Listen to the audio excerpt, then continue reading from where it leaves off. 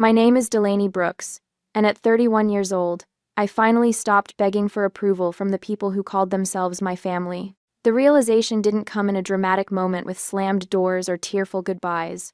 It arrived quietly, settling into my bones one Tuesday morning, as I traced a delicate fern pattern onto a client's shoulder blade. I stand in my Portland studio now, surrounded by the life I built without them. Sunlight pours through floor-to-ceiling windows, casting prism rainbows across my sketches. My teal hair catches the light as I lean over my workstation, arranging inks for the day's appointments.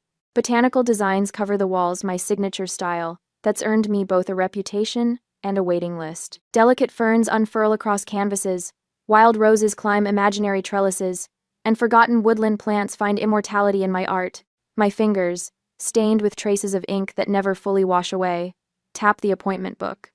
10 years have passed since I traded Connecticut's suffocating perfection for Oregon's embracing wilderness. 10 years since I stopped trying to fit the Brooks family mold and started carving my own instead. The contrast between my vibrant workspace and the rigid household that shaped my childhood couldn't be more striking. Back in Ridgefield, Connecticut, the 4-bedroom colonial that housed the Brooks family stood as a monument to respectability. The lawn remained meticulously manicured, the hedges trimmed to identical heights, the flower beds blooming in coordinated colors approved by the neighborhood association. Nothing grew wild there. Nothing was allowed to.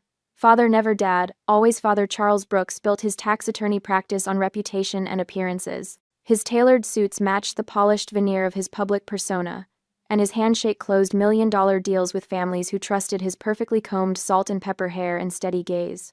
At the dinner table, he dispensed wisdom about the importance of what others think, as if it were scripture. Reputation is currency, he would say, cutting his meat into precise squares, and the Brooks name is worth its weight in gold. Mother Eleanor to her friends, Mrs. Brooks to everyone else chaired 3 church committees and orchestrated the annual charity gala. Her calendar brimmed with social obligations, each one carefully selected to maintain or elevate our family's standing. She moved through rooms with practiced grace, her pearl necklace bouncing slightly against her collarbones as she laughed at jokes that weren't funny from people she secretly despised. "Appearances matter, Delaney," she whispered once while pinching my arm at a garden party when I'd reached for a second cookie. "People are watching. People are watching." My brothers completed the perfect family portrait. Derek and Lucas, the golden sons with Ivy League futures mapped from the cradle. Derek excelled at debate and headed to Yale pre-law. Lucas, the math prodigy, collected academic scholarships like trophies and eventually landed at Harvard Business School. Their achievements adorned the mantle and fueled father's boasting at country club dinners. I was the smudge on an otherwise pristine canvas, the daughter who asked too many questions and colored outside the lines literally and figuratively. While mother carefully selected my dresses for Sunday service and father mapped my path to an acceptable college, I dreamed in colors they couldn't name. The Brooks family lived by an unwritten code. Every decision, from vacation destinations to breakfast cereal, passed through the filter of outside judgment. "What will people think of us?" echoed through our house, bouncing off the pristine walls and settling into the corners where dust never gathered because mother wouldn't allow it. The first time I truly understood my place in the family hierarchy, I was 12 years old. After weeks of begging, I'd convinced mother to buy me a temporary hair color, just a single streak of violet that would wash out after a few shampoos. I applied it myself, hands trembling with excitement as I watched the color bloom against my brown hair. The result thrilled me, a small rebellion contained in a single streak of purple.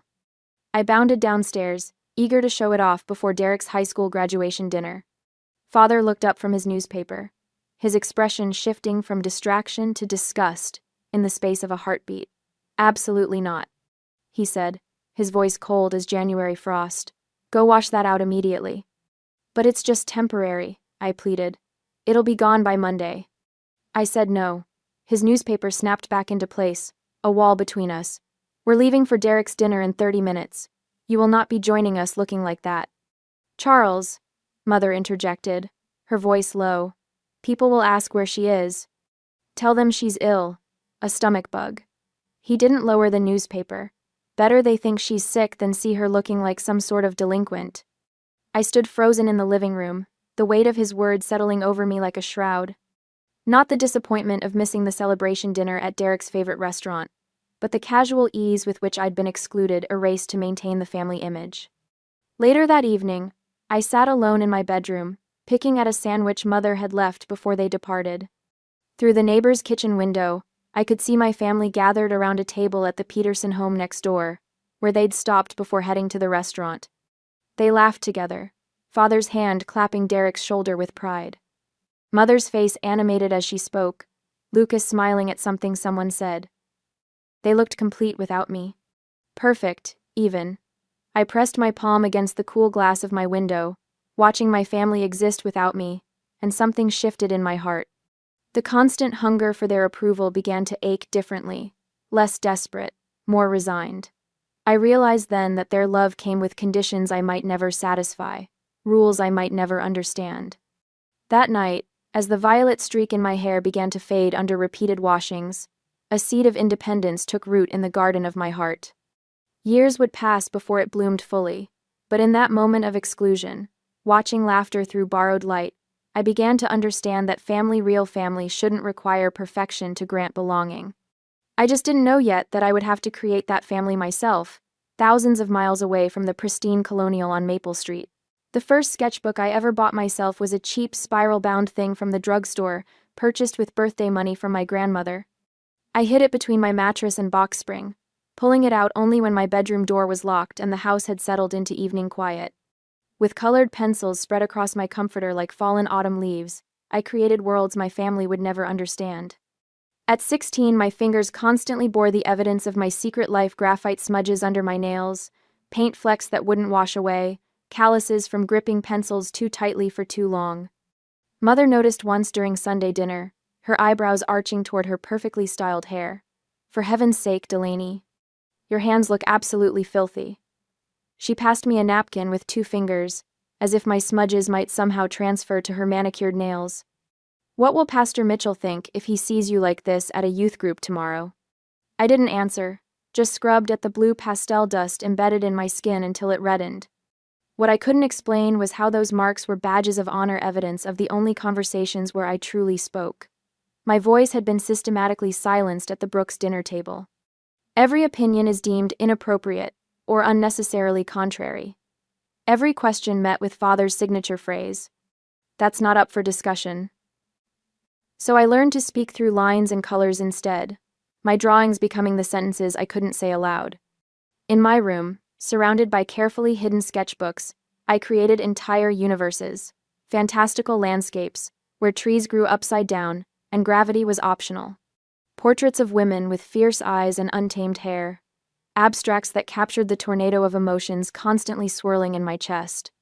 Each page was a declaration of independence, a tiny revolution happening under my parents' roof without their knowledge. The summer before senior year, I discovered an online art forum. Trembling with nerves, I scanned and uploaded my first drawing, a self-portrait where my face emerged from tangled thorns, a single bird perched on my shoulder. I called it Caged. While my family slept, I returned to find comments from strangers around the world. "This speaks to me. Your line work is incredible. I feel this in my soul." I pressed my palm against my mouth to keep from crying out. For the first time in my life, someone was truly seeing me. Not the proper Brooks daughter in pressed khakis and sensible haircuts, but the real Delaney, wild and yearning and bursting with things to say. That night marked the beginning of my double life. Public Delaney maintained acceptable grades, attended mandatory family functions, and nodded at appropriate intervals. Private Delaney developed a distinctive style that incorporated botanical elements with surrealist twists, each creation branching and unfurling like a plant seeking sunlight after too long in darkness. Art wasn't just my hobby or talent. It became my identity's foundation when everything else felt borrowed or forced. In those sketchbooks, I discovered who I actually was beneath the Brooks family veneer. The college conversation began exactly as I expected, during a carefully orchestrated dinner the fall of my senior year. Father waited until dessert was served before clearing his throat and placing a Dartmouth brochure beside my plate. "I've spoken with William Harrison," he announced, referring to his college roommate who now served on Dartmouth's board. "He's assured me they'll look favorably on your application, despite your—" He paused, searching for a diplomatic phrase. "Despite your somewhat inconsistent academic performance." Mother beamed across her untouched cheesecake. Economics would be perfect for you, Delaney. So versatile. And the Dartmouth campus is absolutely beautiful in fall. My brothers exchanged knowing glances. The family machine was operating precisely as designed, another Brooks child being fitted into their predetermined slot. What they didn't know was that I'd already applied to 7 art schools across the country. That I'd been selling digital illustrations online for nearly a year, building a modest savings account under my own name at a bank across town. That my portfolio had been reviewed and praised by working artists who found my vision compelling and commercially viable. I nodded and took the brochure, letting them believe I was resigned to their plan. Meanwhile, my real applications traveled through digital space toward admissions offices that would judge me solely on my artistic merit. The San Francisco Art and Design Institute acceptance letter arrived on a Tuesday in April. I collected it from the mailbox before anyone else came home, my hands shaking as I read and reread the words that would change everything. Not only accepted but offered a 75% scholarship based on my portfolio submission. For 3 days, I carried the folded letter in my sock drawer, taking it out at night to verify it was real. On Friday evening, when Father was particularly pleased with himself after winning a complicated tax case, I placed the letter on the dining table beside his coffee cup. He read it with mounting disbelief, his face transitioning from confusion to anger like storm clouds gathering. What is this nonsense? My college acceptance, I replied, my voice steadier than I expected. I start in September. Mother snatched the letter from his hands, her eyes widening. San Francisco? Art school? She said the words as if they were obscenities. Delaney, we've already discussed your future. The Dartmouth application. I never submitted it, I interrupted, something I rarely dared to do. I won't be needing it. Father's coffee cup hit the saucer with a sharp crack. This is absurd. We are not paying for you to waste 4 years drawing pictures 3,000 miles away. I'd anticipated this exact response, having rehearsed this conversation for months in my head. Now the words came easily, without trembling. That's fine. I've already earned it myself. I nodded toward the scholarship details. And I've saved enough for living expenses. The decision is made. The explosion was nuclear. Father's voice raised to levels that made the neighbors' dogs bark. Mother's tearful accusations of betrayal and ingratitude. Even my brothers emerged from their rooms to witness the spectacle of Delaney Brooks defying the family order. Throughout it all, I remained strangely calm, as if watching the scene from a distance. Their words, once so powerful they could shatter my confidence, now bounced off the armor I'd built through years of secret art and online validation. The next morning, I bought a one-way bus ticket to San Francisco. The journey would take 3 days, with transfers in Pittsburgh and Denver. 3 days to shed my old skin and prepare for rebirth in California sunlight. I packed methodically, 1 suitcase of practical clothes, toiletries, and a few books. My portfolio case held selected original drawings, my tablet, and external drives containing my digital work. Everything that mattered fit into 2 bags. No dramatic goodbyes disrupted my departure. Father had left for work without speaking to me. Mother remained in her bedroom with a headache. My brothers were conveniently elsewhere. The house felt emptier than usual, as I carried my bags down the familiar staircase one last time. Outside, spring sunlight dappled the manicured lawn. I paused at the end of the driveway, turning to take one final look at the colonial house where I'd spent 18 years searching for approval that never came. The symmetrical windows stared back blankly, revealing nothing of the turmoil within. The bus rumbled away from Ridgefield's pristine streets, carrying me toward a future I'd designed myself. Through the smudged window, I watched my childhood home shrink and finally disappear around a bend. The tightness in my chest, a constant companion for as long as I could remember, began to ease with each mile marker we passed. For the first time in my life, I'd chosen art over approval. The road ahead was uncertain and potentially difficult, but it was mine. Completely, undeniably mine. San Francisco welcomed me like the family I never had. The fog rolled through the Golden Gate each morning, wrapping the city in a silvery embrace that felt nothing like the suffocating propriety of Ridgefield. Here, green-haired baristas served coffee to suited businessmen without a second glance. Professors with full-sleeve tattoos lectured on classical techniques. The city pulsed with possibilities that expanded my lungs with each breath. "You're holding back," Professor Winters said during my first critique, tapping a weathered finger against my sketchbook. Her own arms bloomed with Japanese-style peonies that disappeared beneath her rolled sleeves. These botanical studies have technical skill, but where are you in them? Things. The question rattled me. Where was I? After 18 years of shrinking myself to fit into spaces too small for my spirit, I hardly knew. My roommate Zoe dragged me to her favorite tattoo shop that weekend, insisting it was time for my art school baptism. The studio smelled of antiseptic and possibility. Walls covered in flash sheets showcased everything from traditional anchors to watercolor abstractions. "What do you want?" asked the artist, a woman named Morgan, whose silver hair was cropped close on one side, flowing long on the other. I unfolded the design I'd sketched and refined for weeks, a single foxglove stem with blooms unfurling up my inner forearm. "These flowers are poisonous," I explained. "But they're also medicine in the right dose." Morgan's eyes crinkled at the corners. "I know exactly what you mean." The needle's sting brought tears to my eyes, but I welcomed the sensation. With each line etched into my skin, I reclaimed territory. My body, my choice, my permanent declaration of independence. When I returned to class Monday morning, I wore a short-sleeved shirt for the first time since arriving. Professor Winters noticed immediately, examining the healing tattoo with professional interest. "Now we're getting somewhere," she smiled. "Let's see how this translates to your work."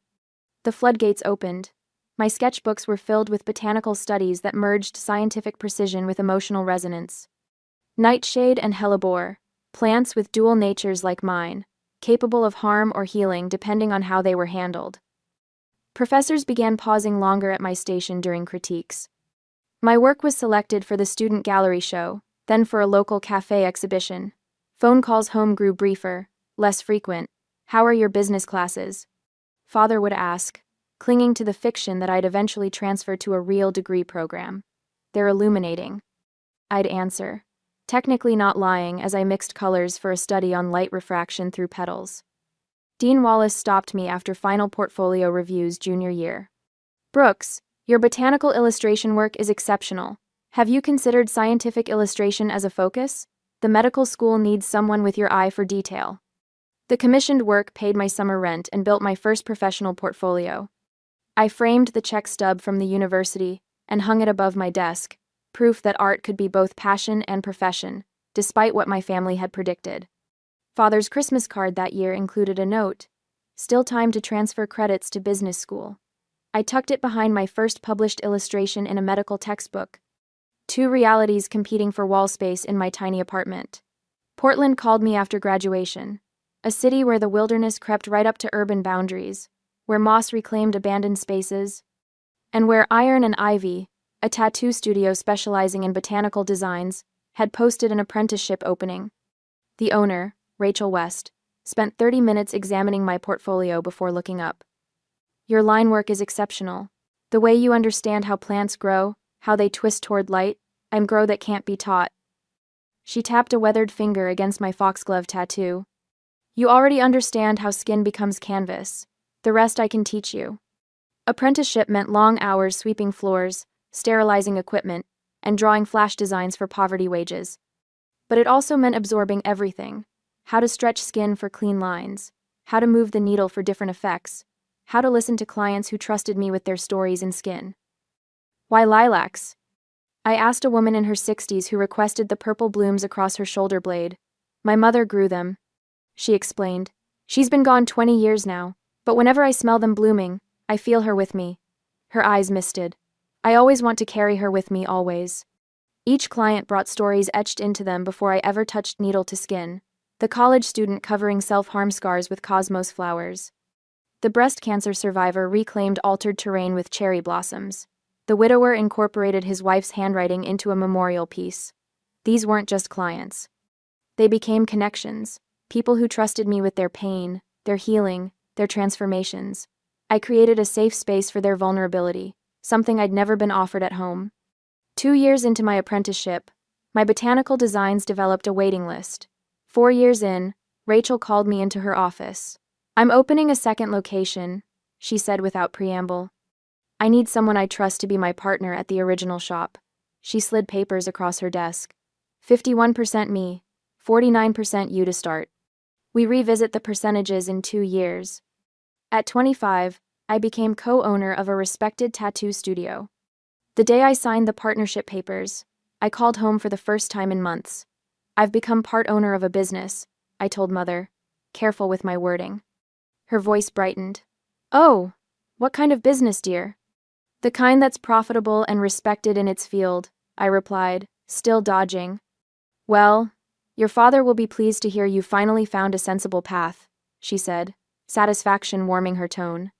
Maybe you'll finally use that artistic hobby for proper greeting cards or something respectable. I let her believe what she needed to believe. The truth would only disappoint her, and I'd stopped seeking approval I would never receive. My own apartment is filled with plants and light. My skin accumulated more art, a garden I carried with me everywhere. Iron and ivy thrived under our partnership, featured in regional magazines and booked months in advance. Then came the ivory envelope in my mail, addressed in Mother's perfect penmanship. Inside, Derek's wedding invitation, UNA gold-embossed lettering announcing his union with Caroline Elizabeth Montgomery of Greenwich, Connecticut, at St. Matthew's Episcopal Church, followed by reception at the Ridgefield Country Club. A handwritten note slipped from between the cardstock. Delaney, we hope you'll join the family for Derek's special day. Please wear neutral colors, long sleeves preferred, and avoid bright hair tones for photographs. Mother. The familiar ache bloomed beneath my ribs. 6 years of building my life, my business, my reputation, yet still reduced to a potential embarrassment. Still asked to hide who I'd become. Rachel found me staring at the invitation during lunch break. Bad news? Family news, I clarified, sliding the note toward her. Apparently, I'm welcome at my brother's wedding as long as I pretend to be someone else. She read it, eyebrows rising. What will you do? The question haunted me for days. Part of me wanted to arrive in full glory, teal hair, tattoos on display, wearing the vintage silver sequin dress I'd found at a local boutique. Another part, the young girl still hungry for belonging, whispered that compromise might open doors to reconciliation. I booked my flight, packed the silver dress instead of the requested beige. Arranged for my assistant to cover weekend appointments. I wore a sweater over my tattoos for the ceremony but removed it at the reception, a silver dress catching light as I moved. Mother's tight smile told me everything when I arrived. We've arranged seating in the back row, dear. For family photos, perhaps you could stand behind your cousin Thomas?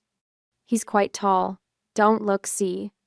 I'd complied with half their demands, yet still found myself erased, seated where I wouldn't be noticed, positioned in photos where I could be cropped out later, introduced to distant relatives as our daughter who lives in Oregon, with no mention of my successful business.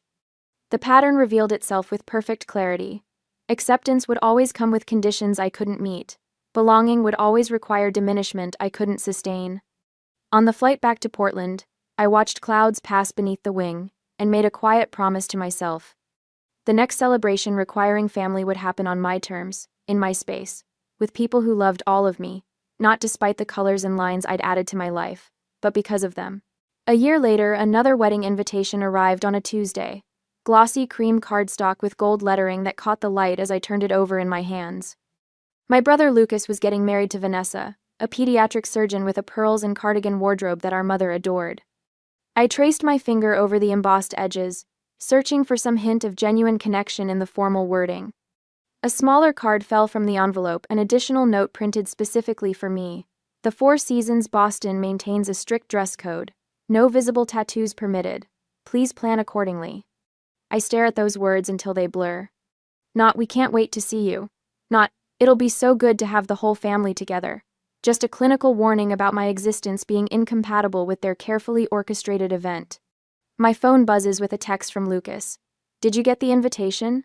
Mom insisted on the dress code note. Of course she did. I consider my options while watching raindrops race down my studio window. I could wear long sleeves in June heat. I could cake myself in specialty makeup designed to hide who I've become. I could contort myself into their mold for one more day. I won't be attending, I type back. Congratulations to you and Vanessa. Lucas calls immediately. Delaney, come on. It's my wedding. I understand that, I say, keeping my voice steady. And it's a beautiful venue with rules that don't accommodate me. You could cover up for one day, he argues. For family. I glance at the wildflowers blooming up my arm, each petal a milestone in my journey away from their suffocation. That's not something I'm willing to do anymore. The silence stretches between us, filled with unspoken ultimatums. Family events have become battlegrounds where my identity is the enemy.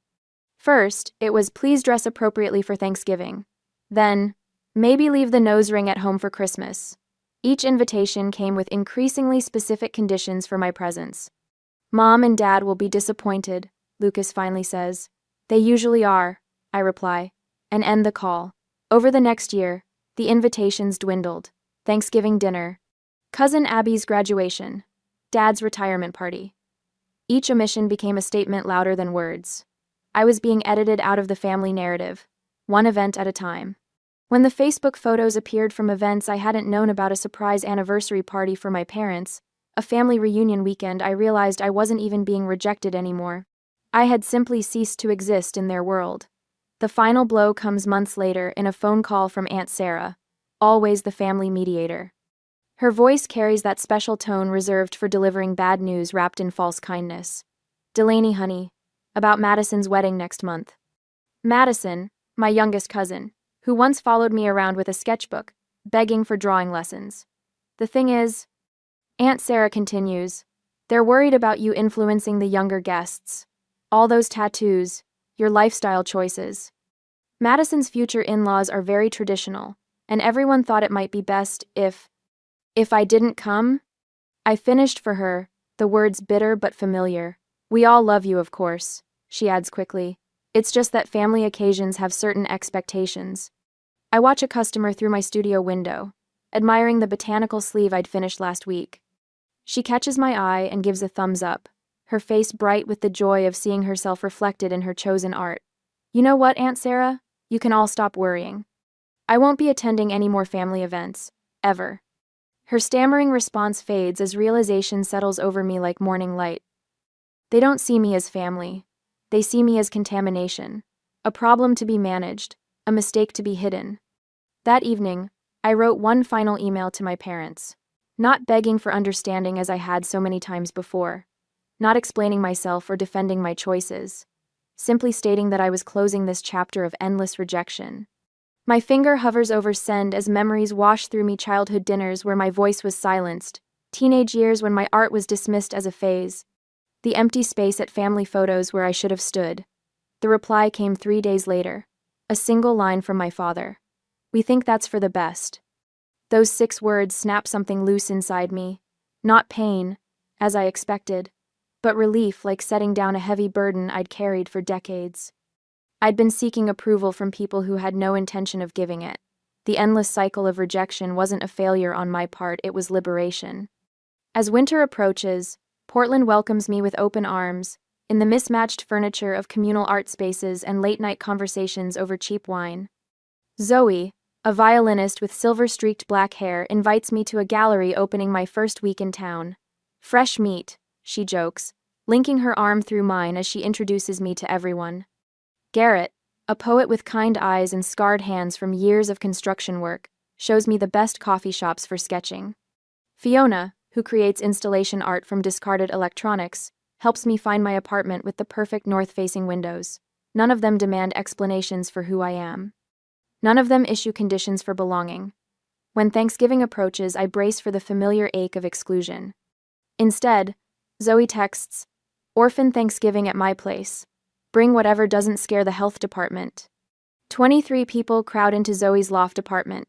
Garrett brings 3 pies and his elderly father who tells ribald jokes.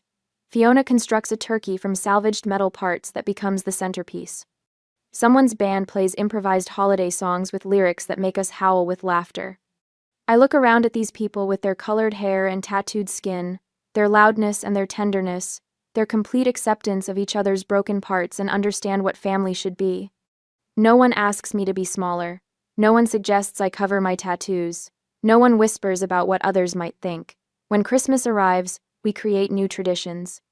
A tree decorated with miniature art pieces we've each created. A gift exchange where everything must be handmade or secondhand.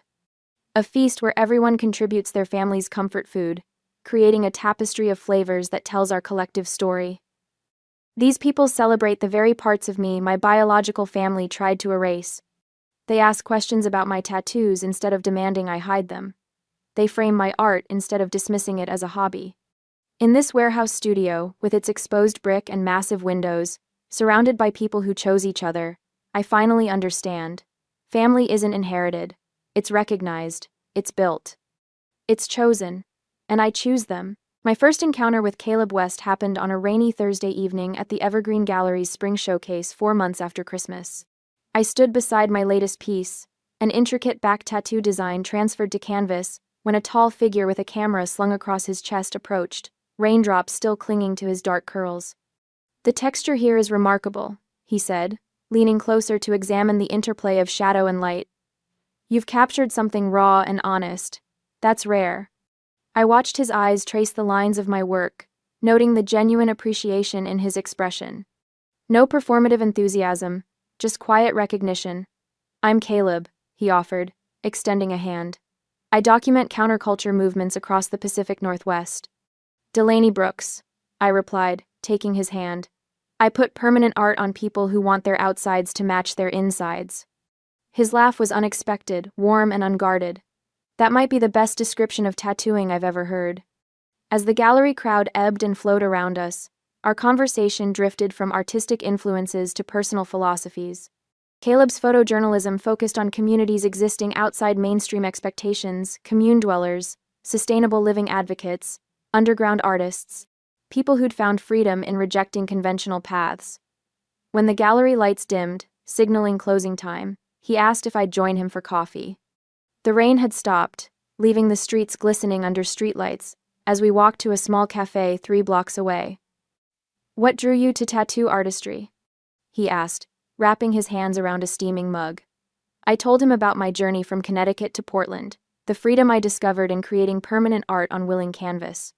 He listened without interruption, his eyes never leaving mine. "Family?" he asked, the question hanging between us. "I built my own," I answered honestly. "Blood relatives are back east wondering where they went wrong." He nodded, understanding flickering across his features. Chosen families can be more nurturing than biological accidents. Our conversation stretched past midnight, weaving through art movements, identity politics, and the communities we'd each constructed around ourselves. Unlike previous first dates where I'd carefully edited my narrative, with Caleb, I found myself offering unvarnished truths. When he walked me to my car, his hand briefly caught mine. "You know what I find most compelling about your work?" he asked, his voice soft against the night air. "Tell me." "Your skin tells stories most people spend a lifetime hiding," he said, tracing a finger lightly along the floral sleeve covering my left arm. "There's courage in that kind of transparency." The simple observation landed with unexpected weight. Not admiration for technique or style, but recognition of the deeper purpose behind my art.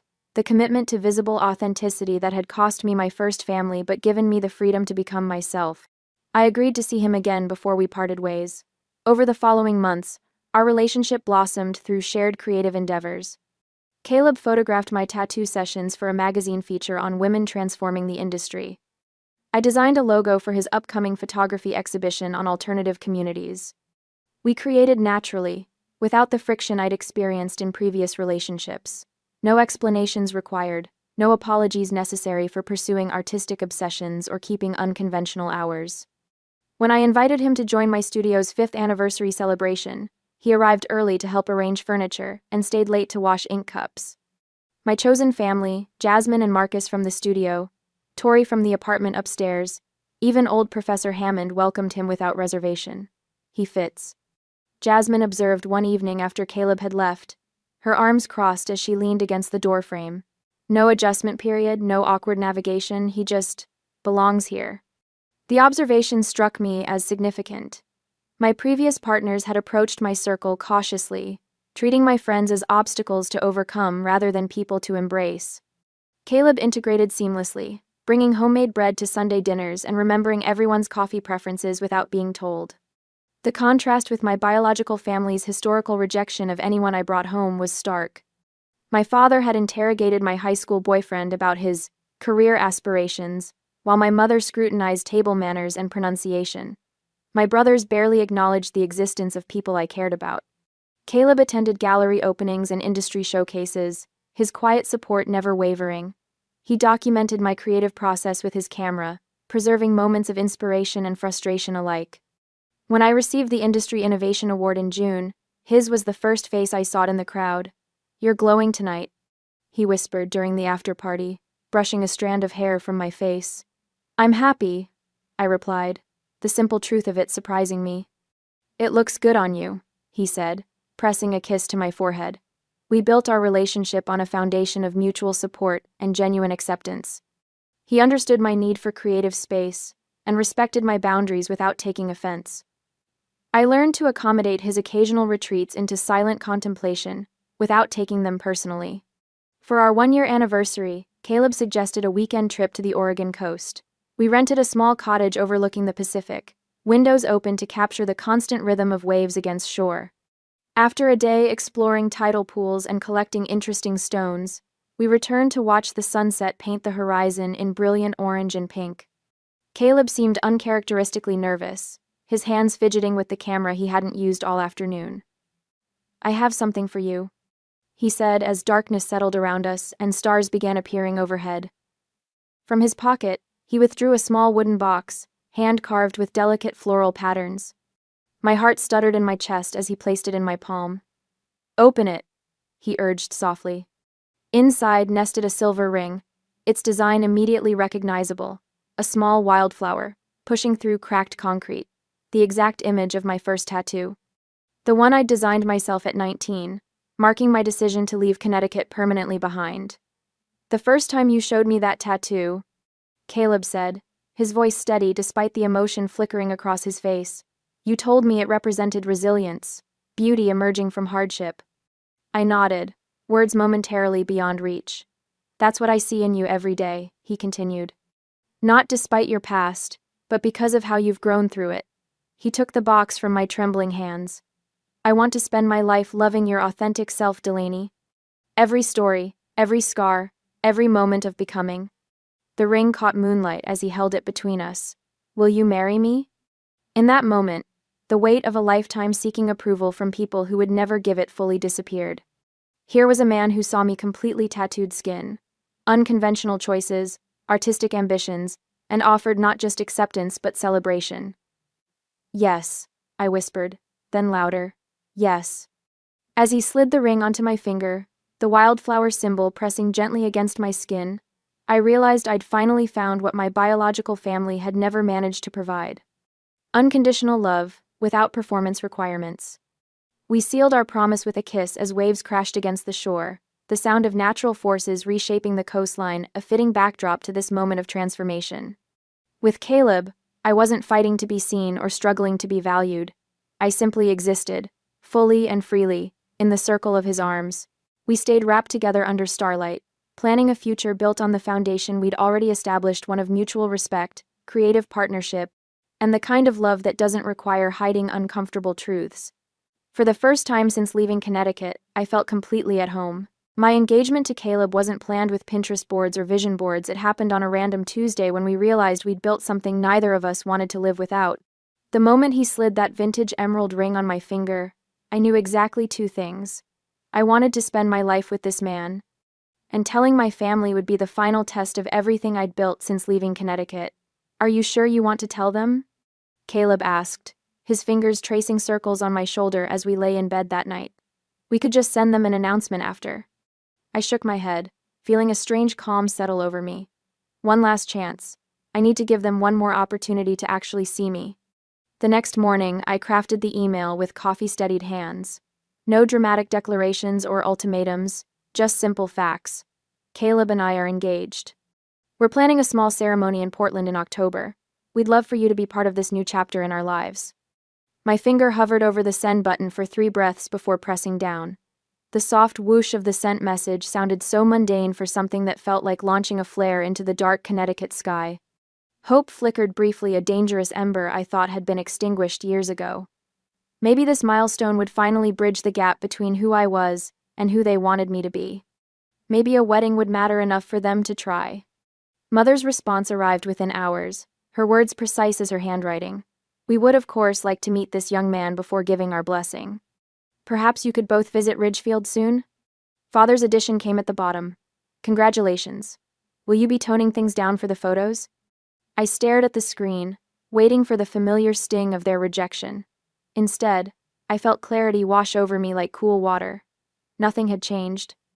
All these years away, and they still saw me as something to fix, someone to approve under conditional terms. No tears came. Only decision. They want to meet you, I told Caleb that evening, passing him my tablet with the email displayed. To evaluate you, I should say. His eyes scanned the message, jaw tightening slightly at my father's question. And what do you want? He asked, setting the tablet aside. The pressure mounted over the following weeks.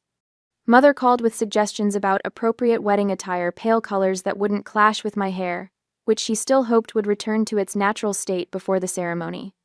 Father emailed information about a photographer cousin who specialized in classic portraits that would stand the test of time. We'd be happy to contribute financially, Mother mentioned during our third call, her voice honeyed with control.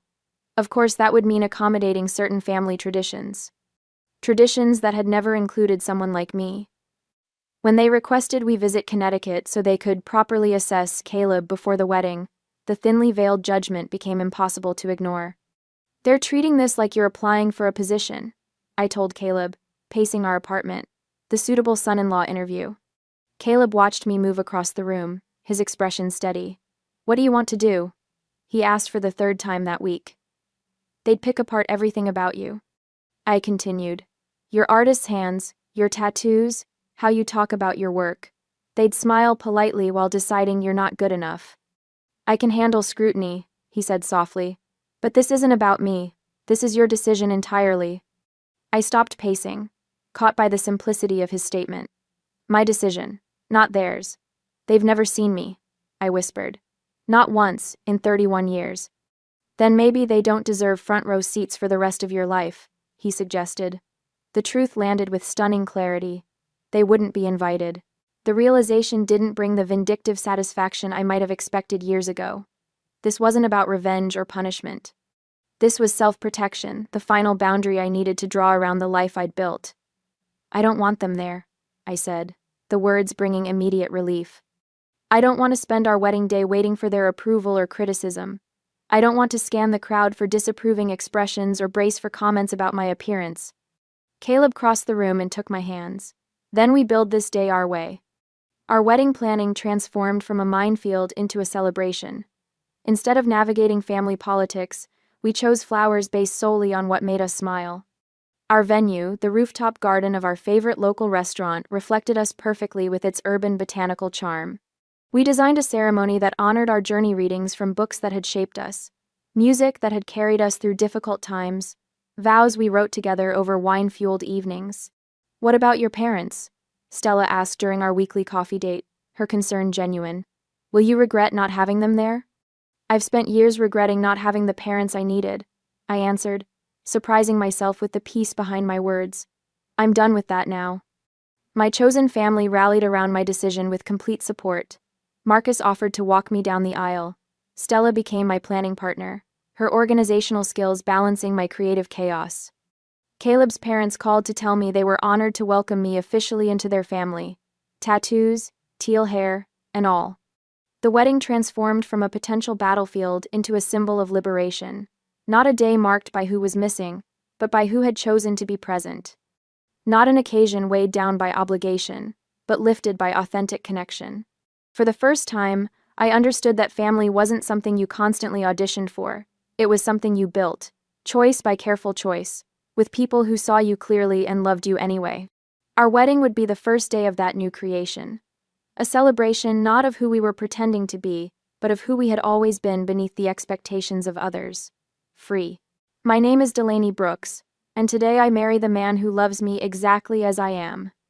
The converted warehouse overlooking the Willamette River glows with string lights that reflect off the water, creating constellations below to match the stars above. October in Portland brings a crisp breeze that carries the scent of fallen leaves and possibility through the open sliding doors. This space, once home to industrial machinery and corporate inventory, now cradles the most authentic celebration of my life. You ready? Mira asks, adjusting the final flower in my loose braid. Her hands, steady from years of tattooing alongside me, work with practiced precision. I turn to face the full-length mirror, propped against exposed brick. The woman staring back hardly resembles the girl who once hid sketchbooks under her mattress in Connecticut. My teal hair cascades over bare shoulders, and the silk of my open-back gown reveals the spine tattoo I designed myself. My story. My skin. The words flow down my vertebrae, in a script that resembles climbing vines. More than ready, I answer, running my fingers along the delicate beadwork at my waist. 31 years in the making. The music shifts, not the traditional wedding march my mother would have insisted upon, but an acoustic version of the song Caleb and I danced to the night we met. My cue, I walk the aisle alone by choice. Not because there's no one to give me away, but because I've spent years reclaiming myself. The faces that turn to watch my approach belong to people who chose to be here, artists whose work hangs beside mine in galleries, clients whose skin carries my art, friends who held space for my transformation. Their eyes reflect approval that requires no performance, no pretense. Caleb waits beneath an installation of paper cranes and copper wire sculptures created by our artist friends. His eyes widen at the sight of me, and tears immediately form. This man, with his photographer's eye for beauty in unexpected places, sees me completely. "You are everything," he whispers as I reach him, his voice breaking. Our officiant, Marcus, who runs the gallery where Caleb and I first exhibited together, smiles at the assembled guests. We gather today not to witness the beginning of a relationship, but to recognize a bond that already exists. This ceremony is a public declaration of a private devotion Delaney and Caleb have built through creativity, honesty, and the courage to be fully themselves. Thank you for watching. The vows we exchange contain no promises of obedience or servitude. Instead, we pledge acceptance of each other's evolution, authenticity in all seasons, and the freedom to create without judgment. I promise to never ask you to shrink yourself for my comfort, Caleb says, his voice steady now despite the tears tracking down his cheeks. Your wildness is why I fell in love with you. When I speak, my voice carries to the rafters without trembling. I promise to stand beside you, never behind you or before you. I choose you with open eyes and a full heart, not because you complete me, but because you celebrate my completeness. Laughter punctuates the ceremony, genuine and uninhibited.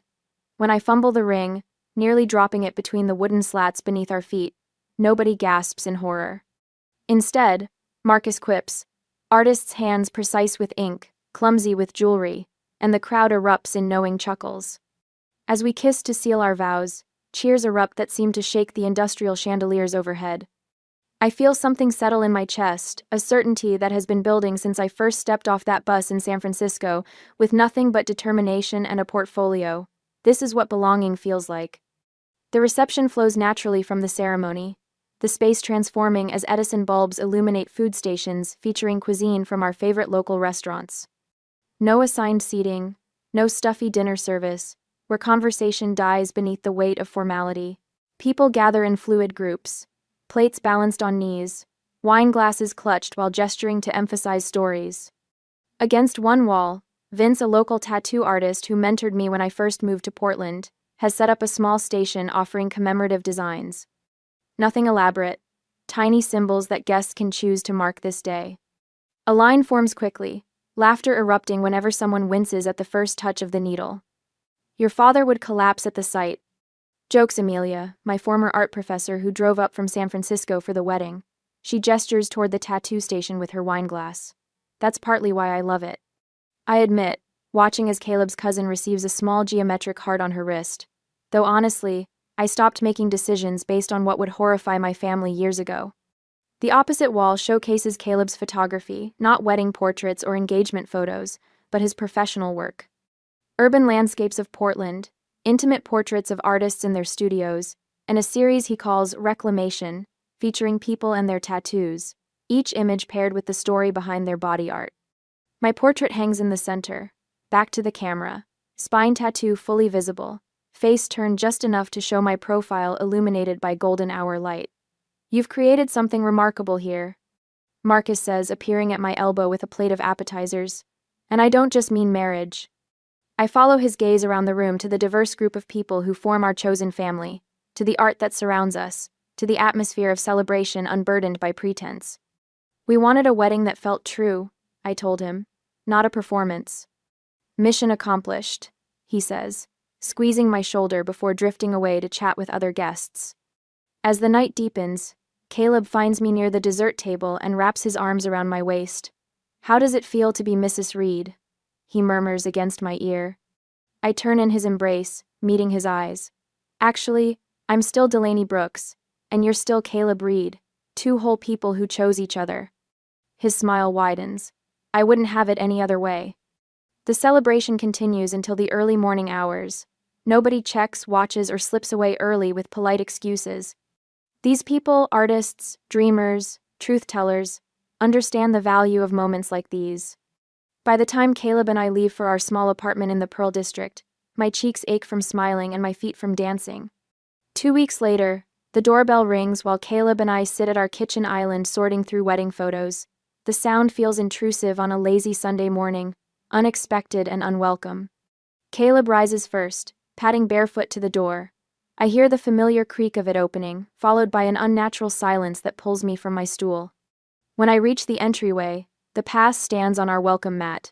Father looks older, his shoulders slightly stooped beneath his tailored suit jacket. Mother clutches her handbag with white knuckles, her pearls exactly where they've always been. Behind them, Derek and Lucas hover awkwardly, neither meeting my eyes. "Delaney," Father says, my name sounding foreign on his tongue, after so many years of silence. Caleb steps back to my side, his arm sliding protectively around my waist. The simple gold band on his finger catches the light. "May we come in?" Mother asks, her voice brittle with forced politeness. I hesitate only briefly before nodding. They file into our living room, these strangers who share my DNA looking out of place among our eclectic furniture and wall art. "Why are you here?" I ask when they've arranged themselves stiffly on our sofa and armchairs. Father clears his throat. "We received this." He holds up a newspaper, clipping a feature on local weddings from the Oregonian that included a photo from our ceremony, through an acquaintance with Portland connections. "Congratulations," Lucas offers weakly, earning a sharp glance from Father. "We came to discuss your behavior," Father continued as if Lucas hadn't spoken. "Do you understand how humiliating it was to learn of your wedding from strangers? To have people asking us why we weren't there?" Mother leans forward. "The Hendersons' daughter saw it online.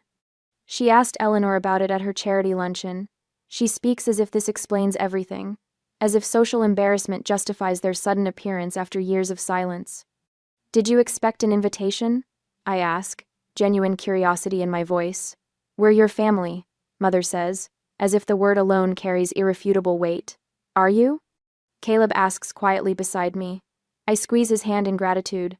"Do you know how embarrassing it is?" Mother continues, her voice rising slightly. "To have a daughter who looks like you, who lives like this, who excludes her own family from her wedding." The words hang in the air between us, crystallizing 30 years of conditional love into a single, clarifying moment. "Thank you," I say, surprising everyone in the room, including myself. "Excuse me?" Father's eyebrows draw together. "Thank you for confirming what I always knew." My voice remains steady, my hand still firmly in Caleb's.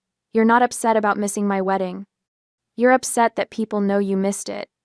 I stand, and Caleb rises with me.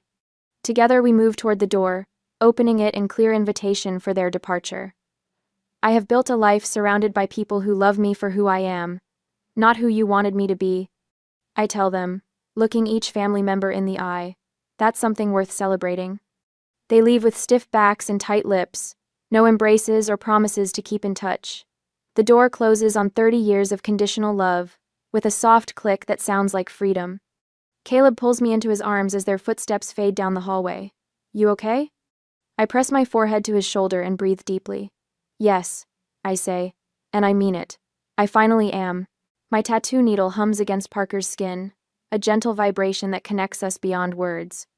She winces slightly as I trace the outline of a butterfly emerging from what looks like shattered glass, her first tattoo at 39. "My mother told me tattoos were for people with no future as a dewstack," Parker whispers as I pause to wipe away excess ink. "I believed her for 20 years. I nod, understanding flowing between us like current. Mine said they were for people with nothing to lose. And here we are, Parker laughs, the tension in her shoulders easing. Turns out they were wrong about a lot of things. 3 months have passed since my wedding. 3 months of waking up beside Caleb without that familiar knot of anxiety in my stomach, wondering if today would be the day I'd finally earn my family's approval. 3 months of processing through my sketchbooks and journals, pouring out decades of rejection onto pages that hold my pain without judgment. In my studio's quiet hours, I've created more than art. I've built understanding. Each brushstroke and journal entry has helped me recognize that what my family saw as rebellion was actually survival. My colored hair, my tattoos, my refusal to shrink myself. These weren't weapons wielded against them, but shields I crafted to protect myself. Almost done, I tell Parker, adding the final touches to her butterfly. How does it feel? Like freedom, she says, eyes welling. Like I'm finally allowed to exist in my own body. Her words crystallize something I've been feeling since opening Ember Ink Collective 6 weeks ago. What started as a solo studio has become a sanctuary for first-time clients like Parker people, healing from body shame, from families who taught them their bodies weren't truly theirs. I've transformed my understanding into purpose, creating a space where vulnerability is honored rather than exploited. The mint green walls, the comfortable chairs, the absence of mirrors, except when necessary, every detail designed to say, "You belong here exactly as you are." There, I say, setting down my tools and gently cleaning the finished piece. Take a look. Parker's gasp of joy feeds something hungry in my soul. It's perfect, she whispers, touching the skin around her new tattoo reverently. It's exactly how I imagined it would feel. I know she's not just talking about the butterfly. Later that evening, after locking up the studio, my phone buzzes with a text from a number I still recognize, despite months of silence. Lucas. My middle brother. Can we talk? Coffee sometime? My hands tremble slightly as I show the message to Caleb across our kitchen table. He reaches for my fingers, steadying them with his warm palm. What do you want to do? He asks, his voice neutral. Supportive without directing. I don't know, I admit, staring at those 7 simple words that somehow carry the weight of decades. Part of me wants to ignore it. Somehow. And the other part? I trace the wood grain of our table. Is curious. 3 days later, I'm sitting across from Lucas at a coffee shop equidistant between our homes, his in the suburbs, mine downtown. He's aged in ways that surprise me, fine lines around his eyes that weren't there at Christmas 2 years ago, when he last stood silently by, while our father made cutting remarks about my unfortunate lifestyle choices. You look good, Dell, he says, using my childhood nickname cautiously, like testing ice on a frozen lake. Thanks, I reply, neither cold nor warm, waiting. Lucas wraps his hands around his mug, knuckles whitening. Jenny's pregnant, he says finally. 4 months along. Congratulations. I offer, meaning it despite everything. It's making me think about things, about family.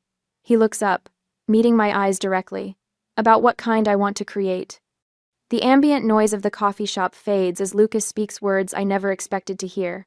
I'm sorry, he says, voice cracking slightly, for not standing up for you, for prioritizing Dad's approval over your feelings, for pretending not to see how much they hurt you. I sit perfectly still, afraid movement might break whatever spell has enabled this moment. Jenny and I have been talking about how we want to raise our kid. He continues, and I keep thinking about you, about how I never want my child to feel the way you must have felt, like you had to earn belonging. His apology isn't perfect. It doesn't erase years of complicity. But it's genuine, and I recognize the courage it took to reach across the chasm our family created. I'm not asking for immediate forgiveness, Lucas adds quickly. I just wanted you to know I'm trying to understand, and that I'd like to know my sister again, the real one, not the version Dad wanted you to be. We talked for 2 hours. I established clear boundaries for any future relationship. No criticizing my appearance. No helpful suggestions about my career. No expectations that I'll ever conform to the Brooks family mold. I'm not seeking validation anymore. I tell him as we prepare to leave. I'm open to reconnection, but only on authentic terms. Lucas nods, understanding dawning in eyes that look remarkably like mine. I think that's fair. He hesitates before adding, Dad and Derek might never come around. I know, I say, surprised by how little that prospect hurts now. That's their choice to make. Walking home, I realize something profound has shifted. Reconciliation isn't about forgetting harm or pretending it never happened. It's about mutual respect and the courage to begin again differently. The wedding invitation arrives on a Tuesday in early spring, a cream-colored envelope with my cousin Emma's distinctive handwriting. Inside, beneath the formal request for my presence at her marriage to Thomas Wells, she's written a personal note. Delaney, I want you there exactly as you are. Teal hair, tattoos and all. You've always been braver than the rest of us. Love, M.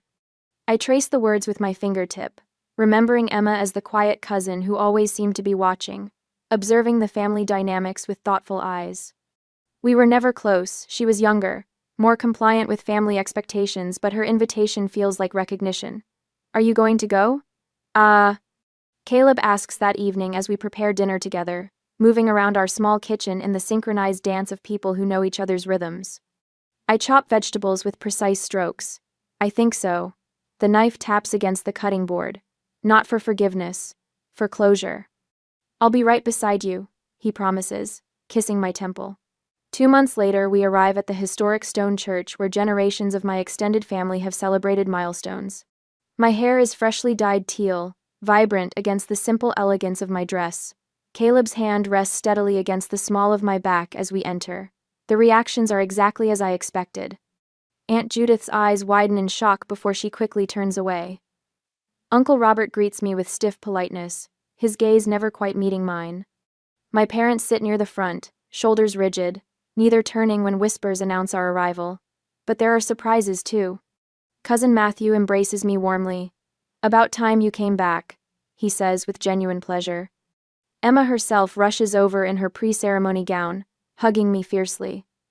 Thank you for coming, she whispers. It means everything. I realize then what this moment truly is. Not a battlefield or a proving ground, but simply a gathering of people connected by blood and history. Some will never accept me. Others might be trying to learn. The difference now is that neither reaction defines me. During the reception, I catch my mother watching me from across the room. For a moment, something like regret flashes across her face before she looks away. We don't speak. Some bridges remain uncrossed. But Lucas introduces Jenny to me with pride in his voice. My sister, the artist, he says, and the title carries no mockery. Driving home that night, exhausted but peaceful, I rested my head against the passenger window. I don't need them to love me anymore. I tell Caleb, the revelation settling like a blessing. I'm no longer defined by their exclusion. The next morning in my journal, I write words that feel like coming full circle. Family isn't DNA. It's the people who never ask you to shrink. 6 months later, Ember Ink Collective has grown beyond my wildest dreams.